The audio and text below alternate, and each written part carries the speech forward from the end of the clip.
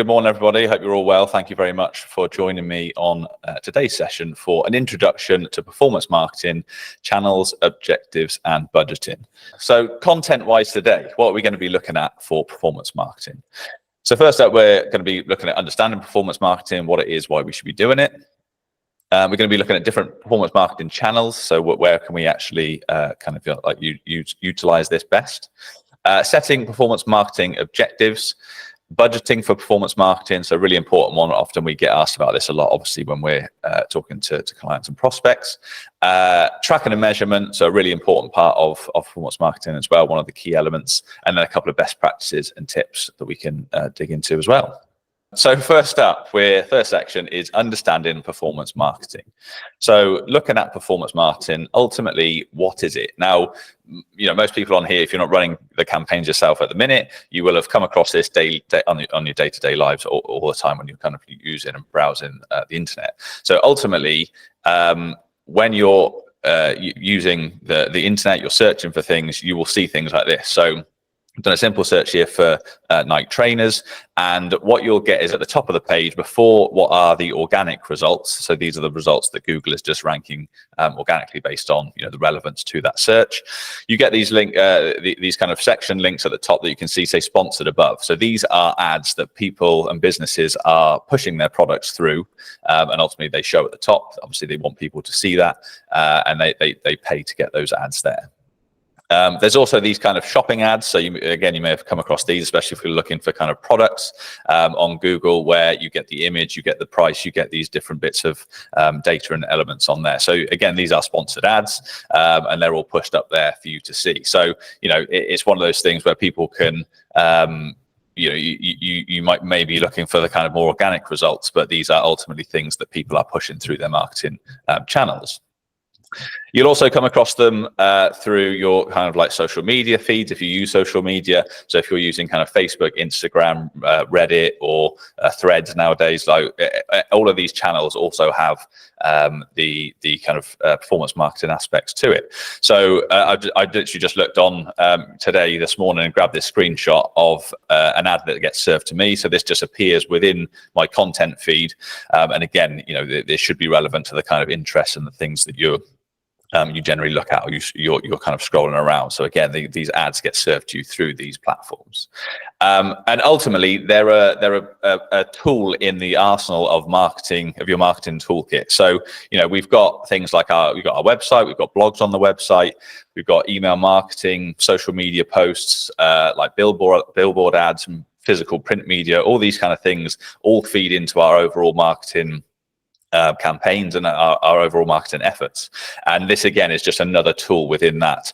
arsenal. So it's something that you can add into that to try and get an extra kind of few leads, get a few extra conversions for your business, and we'll look at this today as why you should do it and why it's important. So why should we do it? So ultimately, the kind of benefits and the key elements that make performance marketing a great channel to use, we'll kind of dig into as we go through the rest of the content as well. But some of the key things really are it's a great way to send users or get users to your business's key content or key marketing that you want them to engage with. So that might be that you're advertising like an event, or you're advertising products, or you're advertising your services, or you've got kind of like guides that you want people to access, or brand awareness, whatever it might be. We've got all these kind of, and again, we'll talk about these in a bit of detail as we go through. But ultimately, we want our kind of like happy customers to come and find us and get to our website. So again, it's just another way of pushing people through to our business materials. And ultimately, what's unique about it? So one thing which is quite unique about performance marketing specifically is that how trackable it is. So where we talked earlier, I mentioned kind of like billboard ads or kind of SEO marketing or any print media, anything like that. It can be a bit of a gray area, understanding, how many people have seen that ad, how many people have then come through and inquired, and ultimately turned into a sale or not turned into a sale. So understanding that data, understanding how it's performing is really key to performance marketing and ultimately your overall marketing. So with this, and we'll dig into the data a little bit more, is you can see literally from start to finish. So like how many people have seen these ads, how many people have clicked on the ads, how many people have converted on the ads, the types of users they are, where they've come from. All the data that you've got is really black and white, and it goes end to end. So is something that you can really utilize it from that aspect. And it also, again, we'll dig into a little bit, is you can have your own marketing campaigns in here that span across multiple channels. So we'll talk about that a little bit as well, what that means. But again, it's just an interesting kind of channel to look at as well. So section 2 then is the performance marketing channels themselves. So let's have a look at some channels, and some of these you may have come across, and some of them may be obvious, and some of them you may not have. So first up is good old Google Ads. So we've looked at some examples of what these look like already in terms of these kind of like shopping ads. But if you're looking for a product or service, you'll get served these at the top of the search. They can also be display ads. So what that means is, as you're kind of navigating around the internet, I know you've probably seen these before, where you'll get a kind of banner ad on a website, or like an ad down the sidebar, which is a visual ad, and those can be served through Google Ads as well. So typically they're called retargeting ads, which means that you may have looked at a product, or you've done a search for a certain product or service, and then the ad is actually kind of like following you around and showing you these ads again, basically, because you've got an interest in, maybe you've clicked on it before, you've been to their website or something like that. So there's various kind of ads and ads types that you can use through Google Ads. And another type within Google Ads as well is YouTube ads. So YouTube ads is actually quite an interesting one, because YouTube is actually the second or third largest search engine effectively on the internet. So Google is the first, and then YouTube becomes close second or third, because people ultimately are going on there, and nowadays they're searching for how-tos or reviews of products, or information that they are interested in. So again, it's a really great channel to have a look at in terms of where your audience might be. And these ads can look like a bit like display or text ads, as we can see for Monday.com here in the top right-hand side as highlighted. And it can also be video ads that show before other content that gets played on the platform itself. So again, there's kind of like multiple different types of ad that you can do. So if you didn't have video content, you can still serve those ads to a relevant audience by doing sort of display ads that could be static as well. We then have Meta. So Meta is Facebook and Instagram, and now Threads kind of grouped together. And we took a quick look at the Instagram ad earlier here on the left, and then you've also got things like Facebook ads here on the right. So again, there's kind of like different types of ads that you can put through Facebook. Some will be like lead gen based, which is a typical one for LinkedIn as well. And speaking of LinkedIn, that's also a great channel to use. So LinkedIn is obviously more business focused, so it can be a great channel for use through B2B rather than B2C, and it can be a great way of getting in front of the kind of people in specific businesses or specific industry that are even in a specific role. So from a data perspective, you can really focus in terms of where your kind of ads are showing. And again, they've got these kind of like different types of ads. So you've got more simplistic ads here on the left-hand side, which talk about, a product or service or a business, and you can download a resource to go with that. And then on the right-hand side is the kind of lead gen ad. So this is where someone, sees something they may be interested in, and on that ad, they can instantly add in their information. So whether it's their name, their email address, what they're interested in, and you're effectively capturing that lead and that information there and then on the ad. You're not necessarily sending them through to a page on your website that has that form. You're doing it there and then in the ad, which can be a great way of collecting that first-party data. Then we've got programmatic. So programmatic is an interesting one, and I think it's growing, and the awareness of it is growing all the time, but it's not as kind of like widely known as the other main channels. And programmatic is essentially similar to the kind of Google display network, but it's much, much bigger. So you use a thing called an ad exchange, where people can essentially go in there and you bid on space. So what that looks like is, say, on the Telegraph or the Guardian website, you may have come across these before, where you get these kind of banner ads across the top.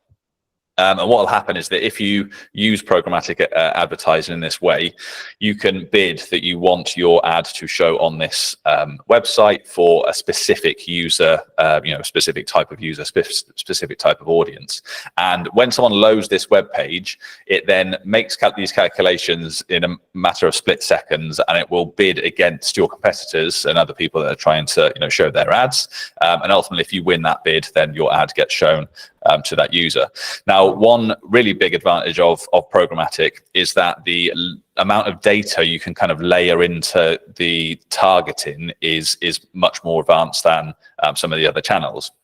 So they will collect data such as kind of like Experian data, Sainsbury's Club Card, Boots Club Card, these kind of data sources that you can use. So you can even target people based on the last car they rented, or their household income, or kind of events they've been to, all these kind of things that you can look at to really focus down the audience and who you're targeting through that channel.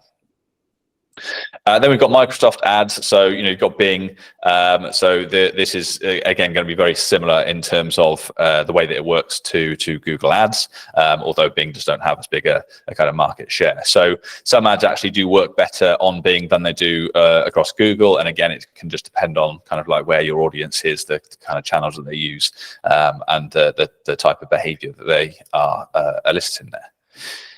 And again, those are a handful of them. There are also lots of other channels that you can look at. So some examples here are Spotify, TikTok, Reddit, and Snapchat.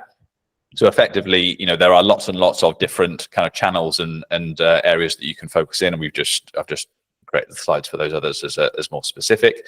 But for example, obviously it depends again on where your audience is. But things like Reddit, where you may have there may be a kind of large subreddit that has very high relevance to your business or organization. It could be a good idea. Again, you can find the audience that are engaging there and using it to again display your ads to those people. It may be that your audience are interested in a certain topic, so you go after kind of like podcasts or songs or things like that they may be interested in listening to. So again, Spotify might be a good channel for you to use. So there's all these different channels that you can consider and think about for your business. And ultimately, what we do here at Webbox is we split these down into what we call active and passive channels. Now, what we mean by that is an active channel is when someone is actively looking for a service or product. So they are, searching. So that would be something like, it could be YouTube, it could be Google Ads, it could be, or Google, I should say, it could be something in Facebook Marketplace, it could be, wherever they're kind of actively looking for that product or service. Those channels have a slightly different behavior set, or you would change your kind of goals and that. Whereas passive is more like kind of Instagram. So as I'm scrolling through my feed, you get these ads presented to you, and it's much more kind of brand awareness is the use there. And in terms of I'm not actively looking for that product or service at the time. So timing is a huge factor there. So the reason we split them down into these two is ultimately the behavior of the user is going to be completely different. So that's where then you've got to think about the type of ad that you're showing, the type of copy that you use, the type of imagery, all those kind of things.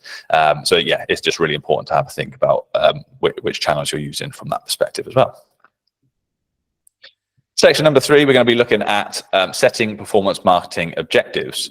Now, obviously, this is going to be different for different organizations, different businesses, but ultimately, we want to we use the kind of like SMART metrics here for defining objectives. So that's making sure it's specific, measurable, achievable, relevant, and time bound.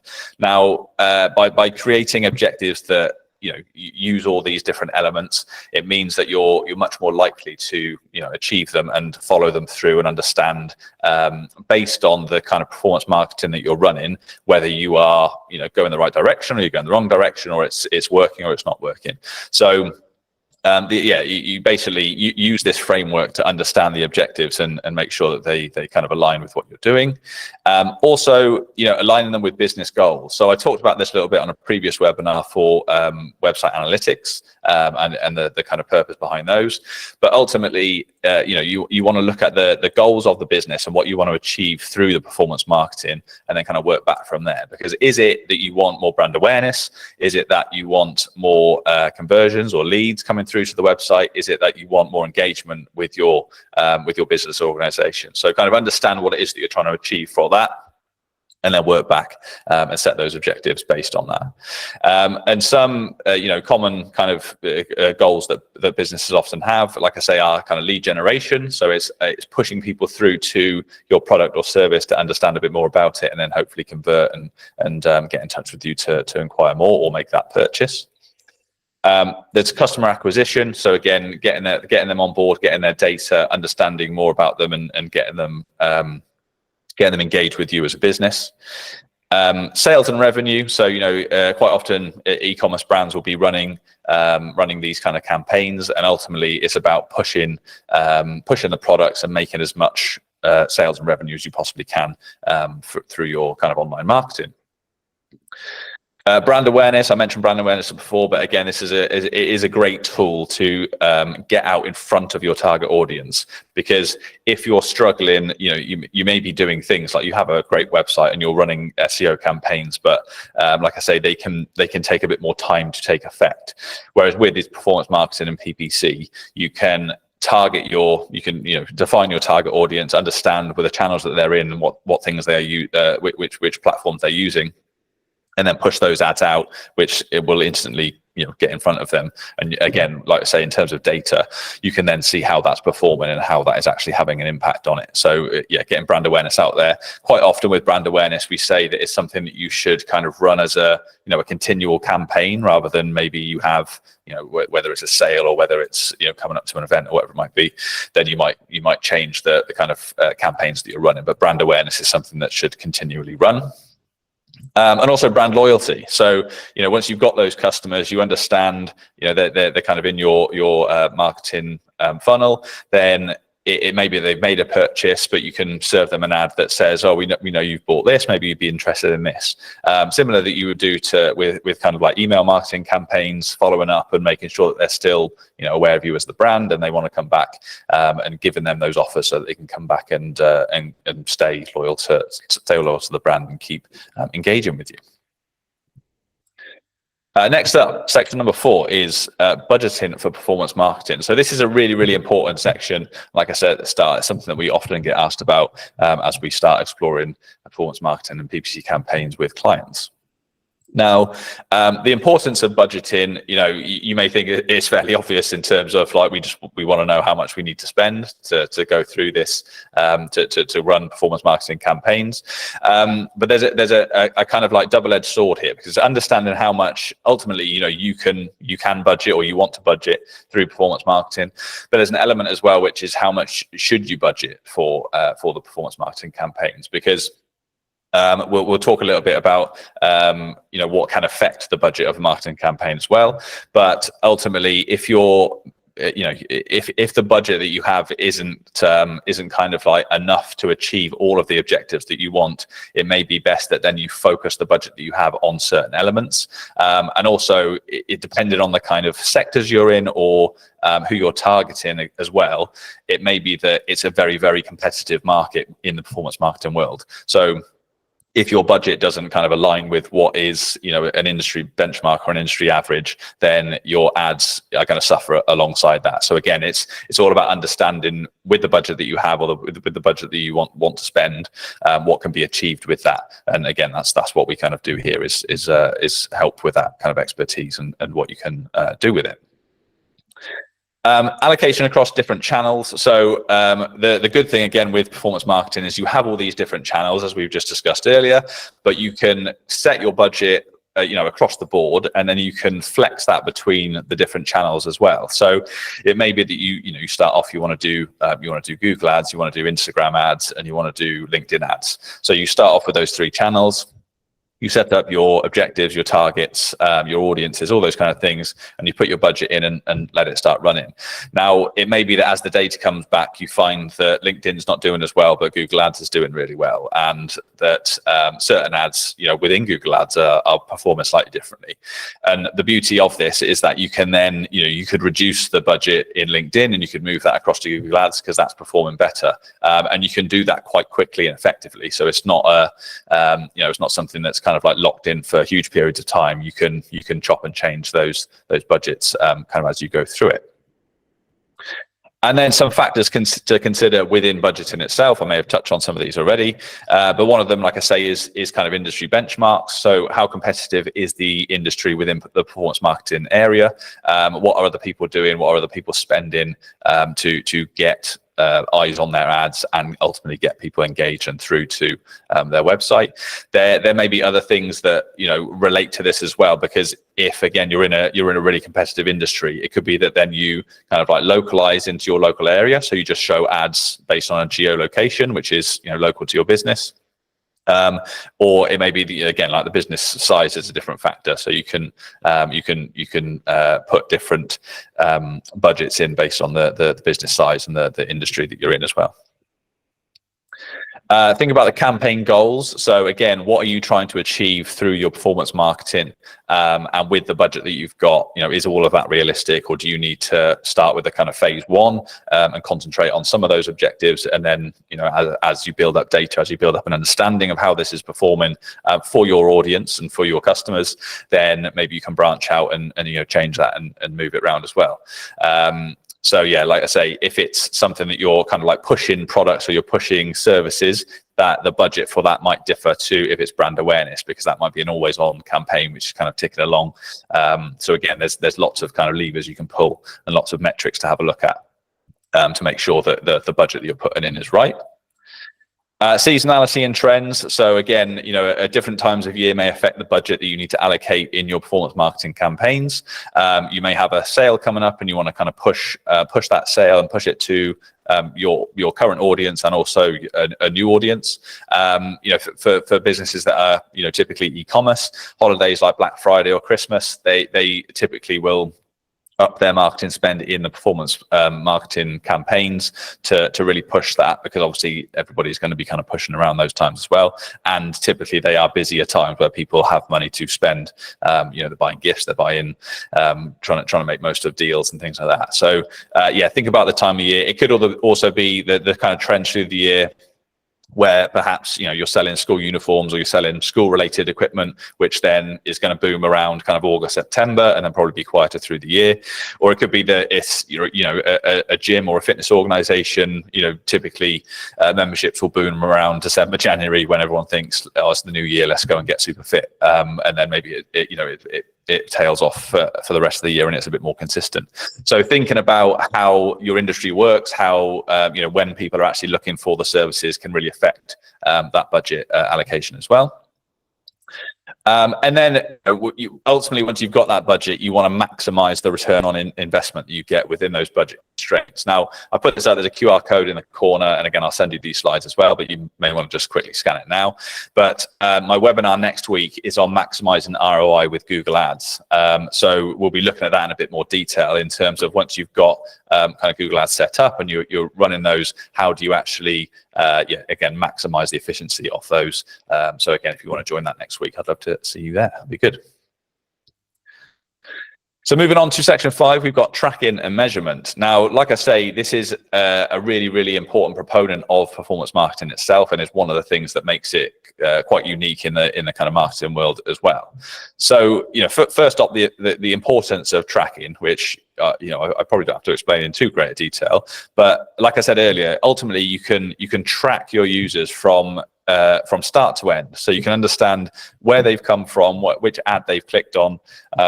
And then how they've kind of browsed your website. You can gather all this data through analytics tools as well, which I have done previous webinars on if you're interested in those. But you can see how they've interacted with your website and ultimately how they convert, or how they haven't converted, and understand why is that? What is it that's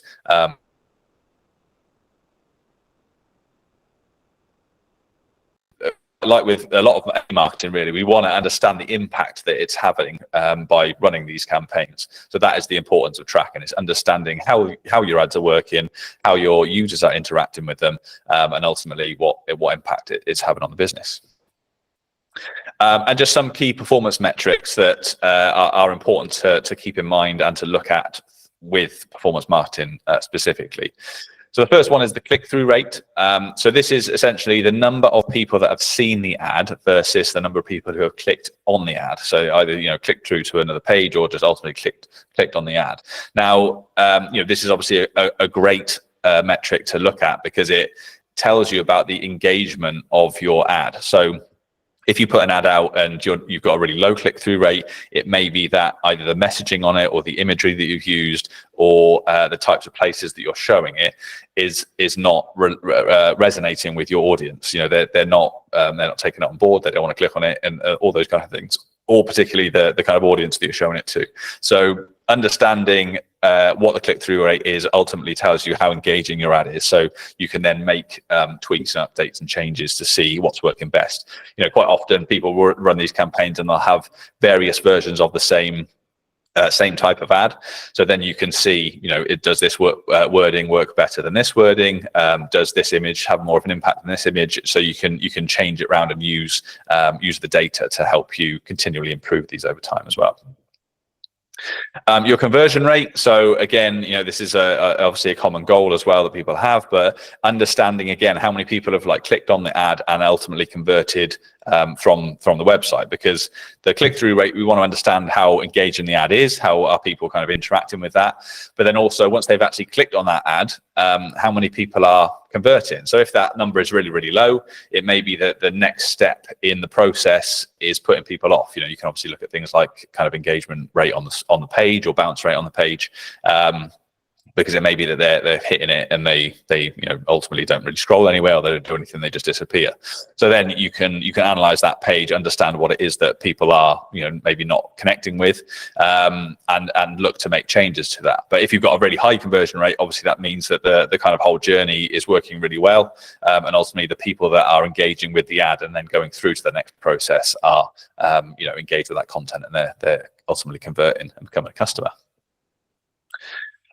Cost per acquisition. So this is an important one as well in terms of budgeting and understanding how your kind of how the channel is working ultimately. So your cost per acquisition will break down based on the amount of money that you have spent through the channel per conversion, what that looks like. So if you spent £1,000 through the channel and 100 people have converted, then it's £10 CPA basically. So you spent £10 per acquisition. Now that's going to be really, really important, and it obviously is going to vary per business, per channel, per audience type, whoever it is that you're trying to acquire there. But if you know as well, what the value of that customer is coming through to you, that will help you as well really know, is this cost per acquisition too high or too low? It may be that you've got, maybe a more low cost product. So having a cost per acquisition of £10 per person is too high. You want it to be down closer to, £2, £1, whatever it might be. But if you're more kind of like high ticket item, then you might be willing to spend more per acquisition. So you can kind of look at that on a business to business basis and understand what ultimately you're happy with as a CPA. We've also got return on ad spend, or ROAS, which is one that, if you're working in performance marketing, you'll come across more and more. This is typically one that would be more kind of e-commerce based, although you can use it across all different products and services. And ultimately what it is understanding, based on how much you've spent in the channel, how much revenue you've made off the back of it. So it'll give you in a percentage value. So for instance, if you've got a 200% ROAS, or return on ad spend, for every £1 you spend in the channel, you make £2 back.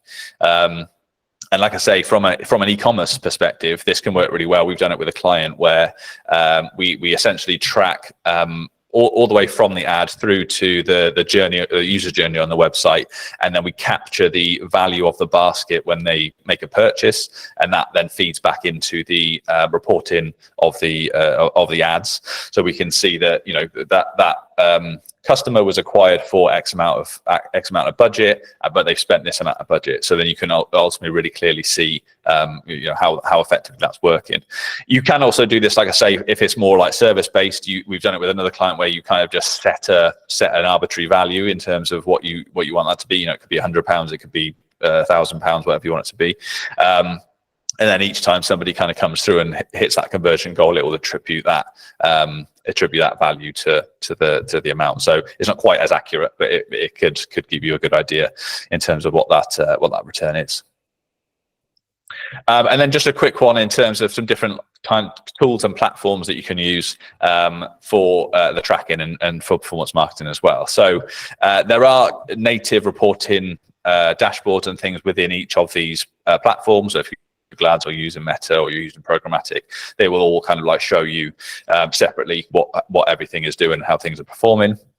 But one thing that we often do with clients, and I've mentioned this on previous webinars as well, is create a Google Looker Studio for that. So what that basically is a data dashboard where we can pull in data from various different platforms. So that could be Google Ads, it could be Meta, it could be the programmatic, it could be any channel that you're using. Some of them don't always go in natively, but we use kind of third-party tools to convert that data and pull it in there as well. And what that allows people to do is go into one platform, see all the different channels that they're running, see all the core metrics that you want to report on and ultimately are interested in, and you can just see those at a glance really easily. So it could be a monthly report, and then you can change the kind of date settings and the date filters on there, and it just makes it much easier in terms of the reporting going forwards. One other tool to mention within here as well, which is really useful and important as well, is something called What Converts. Now, this is for phone call tracking. So just conscious that, everybody on this call might not be wanting people necessarily to fill out forms or, go through in that kind of like digital sense. It may be that people are phoning through, or you want to track how many kind of phone calls you get through. So what this does is it creates a unique phone number for you, which you can obviously put on the website. And as people ring this phone number, it will then obviously track that it's come through from specific ad, because you put it on a specific page where they can only get to through that ad. It will also record the calls and record how the calls ultimately have gone. So you can go in and review those calls and say, right, that was a good call, that wasn't such a good call, and understand then, based on that call, who that audience, who that customer was and where they've come from, basically. So again, in terms of tracking, in terms of understanding the performance and how well the ads are working, it can just be a really great way to kind of close that loop and understand, the audience that are coming through from this particular place or ad aren't converting as well, or the calls aren't as good as another particular ad. So again, it's just really important in terms of that kind of continual improvement. And I'll put the name of that in the email I sent across as well, just so you guys have got it. And then last but not least, section 6. So some best practices and tips that you can think about when running performance marketing as well. So the first one is consider your best channels. So we ran through all those different channels at the start, but you don't necessarily just want to run with every single channel and go for it in all of those. It may be that you pick out 1 or 2 or 3 that are most relevant to you and your business. And ultimately it's understanding where your target audience is. So it could be that you've got a much younger target audience, so you think maybe TikTok or maybe Reddit as well could be the better channels. But also if you've got a slightly older audience, then it could be that Facebook or Google Ads is always just a good one as well, just across the board. But really think about the audience and think about where they are and what channels they're going to be using, because ultimately you want to focus the budget on the bits, the areas and the channels that are going to work best for you. And speaking of audience segmentation is also really important. So I talked briefly about the programmatic data that you can use, but you can do that across different channels as well in a more simplistic way. So you can use data such as simply kind of geographic location, so you can stand and show ads in a certain place, but also things like sex, things like age, understanding who you're targeting and which ads are working best for those audiences. So again, it may be that you're promoting the same service, but for a younger audience, the messaging is slightly different to an older audience. So really think about those things. Other things that you can do from an audience perspective, which can be really useful, is if you've got first-party data built up yourself, so you may have a mailing list, you may have a customer list that you use for your marketing, you can actually upload that into these platforms and serve them very specific ads. So again, from an audience segmentation perspective, this can get really, really specific in terms of your customers that you previously had. You may know what they've purchased before. You may know pages they visited on your website or services they've looked at, and then you can load that into the platform and you can serve them really specific ads. You can also create lookalike audiences off of those people. So off of the customers that you upload into the platform can look at other users that have a similar kind of online profile to your customers and also serve them the ads. So again, it's a really great way to focus in the ads and the performance and make sure that you're putting your ads in front of the right people. Campaign optimization. So last but not least, ultimately, like I say, with this, and it's the same thing with kind of like any marketing really, and especially things in digital. It's all about that optimization. It's all about understanding what is working and what isn't, and how it can continually be improved over time. So like I say, that's what really makes performance marketing unique in this sense, is that you can access so much different elements of data in terms of how people are engaging with your content, going through the kind of sales cycle, and ultimately you can continually update that and improve it over time, because the more and more data that the platform and the channel collects, the clearer picture you'll have in terms of what is working and what isn't. So we say this about websites as well, but over time you want to continually update it, even if it's those kind of like small 1% increases, but you want to find out what's working, what's not working, and ultimately make those changes so that it is working for you and your business. So just quickly in review of the 6 sections. So understanding performance marketing. Performance marketing is ultimately a tool within the marketing arsenal. We want to utilize it because it's a great instant way of getting in front of your audience and driving people back towards your business. The different channels you can use, typically, you can split those down between search and social. But you've got things like Google Ads, Microsoft Ads, Meta, all these huge platforms that you can use, as well as some of the probably more niche platforms like kind of like Reddit and obviously like Spotify's huge, but probably people don't use it as often as the kind of Google Ads and Meta. Setting performance marketing objectives. So really be clear in terms of what it is that you want to achieve and work back from that to understand the types of campaigns that you need to run and the types of channels that you want to use and access. Budgeting as well. So understand what does a conversion mean to you, or what does the brand awareness piece mean to you from a marketing and business perspective, and use all that information to look at budgeting and the best budget that you can set for the different channels as well. Ultimately, like I say, you can chop and change and quite easily move the budgets around the different channels also. So it's once you start getting that information, start learning about what is and what isn't working, you can still move that budget around quite easily. So that's one of the great advantages of performance marketing. Also, tracking and measurement. So like we say, there's so much data that you collect through these channels, and ultimately we want to know what people are doing and how they're kind of engaging with our ads, so that ultimately, best practices, we can continually optimize and make the ads that we're sending out to our audience as good as possible, and make sure that they are ultimately, we're getting conversions and we're achieving the goals that we're trying to as a business.